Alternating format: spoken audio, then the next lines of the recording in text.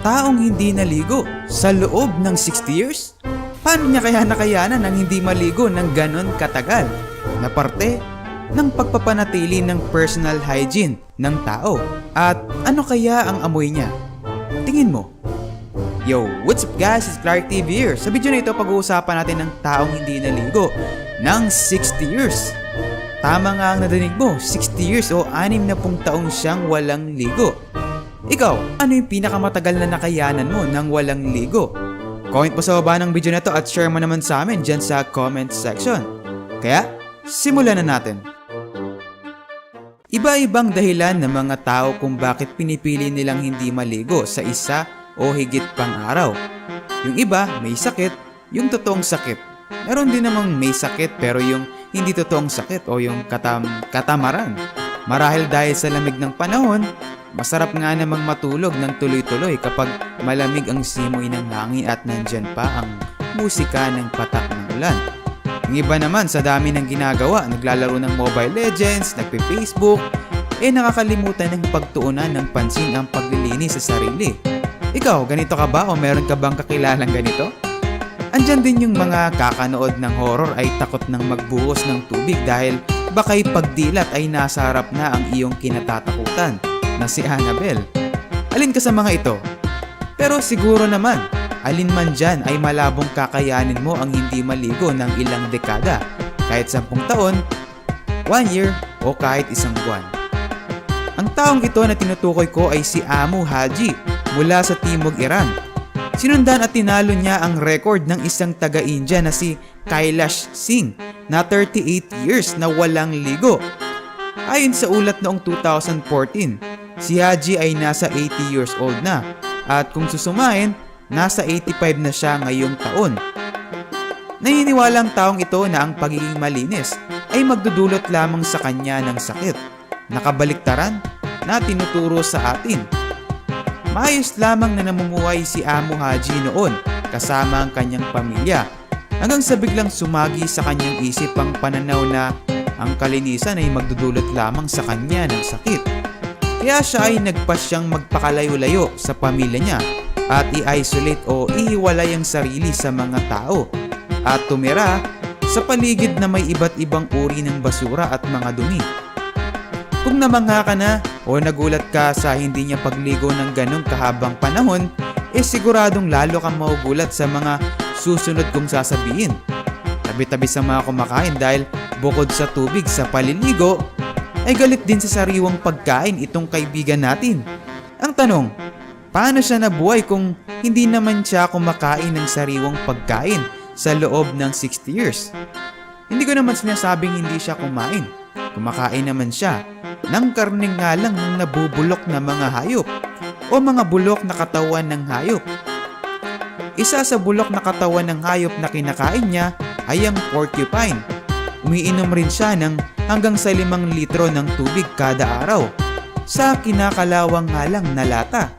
At nagagalit pa nga ito tuwing inaalok ng malinis na inumin at pagkain. Dagdag pa rito, hilig din ni Haji ang paninigarilyo. Hindi basta-basta paninigarilyo. May mga pagkakataong tabako o tipikal na sigarilyo ang niyoyosi niya. Ngunit madalas din naman ay dumi ng hayop ang laman ng kanyang smoking pipe. Kung ang misteryo naman sa iyo ay tungkol sa kanyang buhok, kapag naramdaman niya na ang paghaba ng kanyang buhok at gusto niya nang magpagupit, ang gagawin niya lamang ay susunugin niya lamang ito at saka magsusuot ng isang lumang war helmet upang maibsan ang init ng apoy. Siyempre, ang bahay ni Haji ay hindi rin kagaya at kasing normal ng sa atin tulad ng kanyang buhay at pamumuhay. Minsan ay nakatira siya sa isang butas na lupa na parang isang libingan upang mapag-isa at sa gayon ay may koneksyon pa rin siya sa labas na mundo. Kaya dito, masasabing talagang introvert itong si Haji. O kaya naman, minsan ay nakatira din siya sa isang malakubo na walang bubong. Gawa ito sa bricks or hollow blocks na itinayo ng mga taong naaawa sa kanya. Wala pa namang scientific study or explanation na makakapagpatunay ng paniniwalang ito ni Amu Haji. Pero aminin man natin o hindi, nakamanga na sa kabila ng ganitong setup ng buhay niya ay nabuhay siya ng ganito katagal. na masaya at kontento. Biruin mo nga naman, nakabawas talaga ng alalahanin kung hindi mo na iisipin ang bayad sa upa sa bahay, tubig, kuryente, pati na rin ang kakanin sa araw-araw. Ang stress ay nakakapagpaikli ng buhay dahil sa dulot nitong mga sakit. At posible na isa to sa factors kaya strong and fighting pa rin ang bida natin na si Amo Haji. Kung kukupitin natin sa isang taon, merong 365 days. Kaya 365 times 60 years ay 21,900 na balde ng tubig. At sabihin na lang natin na usual na pagligo ng isang tao sa isang araw ay isang balde ng tubig na pwedeng higit pa dahil sa init ng panahon. Ibig sabihin 21,900 na balde ng tubig o higit pa ang natipid ni Amo Haji. Kaya nakatulong siya sa kalikasan.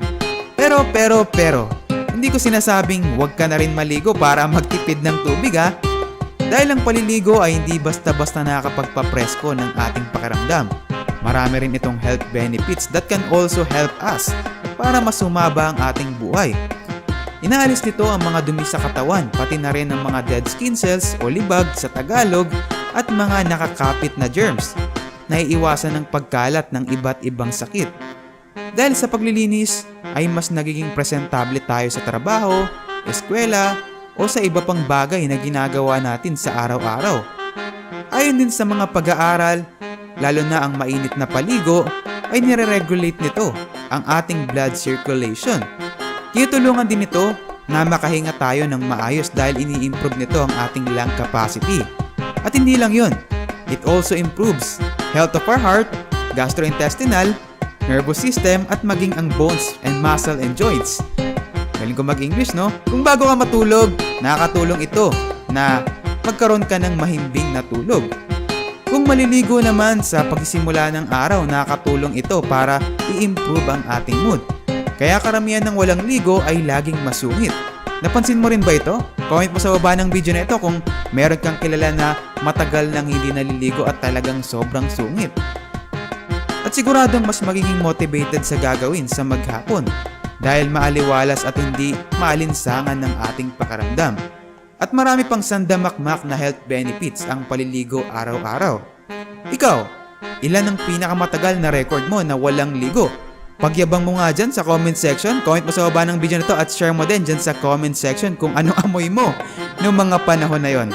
Malay mo, mabreak mo yung record ni Haji at makilala ka na taong walang ligo ng 100,000 taon. Kaya make sure na i-click mo din ang bilog na ito para nakasubscribe ka at lagi kang updated sa mga new videos everyday. At i-check mo na din ang isa sa mga video ko na ito na sigurado kong mag-e-enjoy ka. So once again, this is Clark TV and I will see you guys on my next video.